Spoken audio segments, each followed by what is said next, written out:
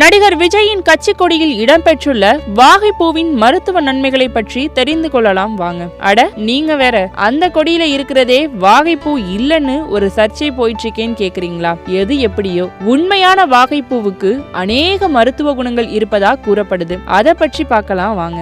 வாகை மரம் பல 100 வருடங்களுக்கு முன் நம் தமிழ் மக்களின் வாழ்க்கையில் ஒன்றர கலந்துவிட்ட மரமாக இருக்கிறது. இந்த மரமானது காற்றில் உள்ள விஷத்தன்மையை நீக்கி சுத்தமான காற்றை நமக்கு தருவதாக சொல்லப்படுகின்றது. மேலும் இந்த மரத்தின் பூவானது வெண்மை அல்லது வெளிர் மஞ்சள் நிறத்தில் காணப்படுகின்றது. வாகைப்பூ கண் நோய்களை குணமாக்க முக்கிய பங்கு வகிப்பதாகவும், குறிப்பாக கண்ணில் ஏற்படும் எரிச்சல், வறட்சி, நீர் கசிதல், பார்வை குறைபாடு போன்ற பிரச்சனைகளை சரி செய்யும் எனவும் சொல்கிறார்கள். இதற்கு வாகைப்பூவில் தயாரிக்கப்பட்ட தேநீரை குடிப்பது நல்லது என்றும், இந்த தேநீரானது வாதம், பித்தம் போன்றவற்றை சரி செய்யவும், உஷ்ணத்தால் ஏற்படும் கட்டிகளை குணமாக்கவும், உடலில் இரத்தத்தில் உள்ள நச்சுக்களை நீக்கக்கூடும் என்றும் நம்பப்படுகிறது.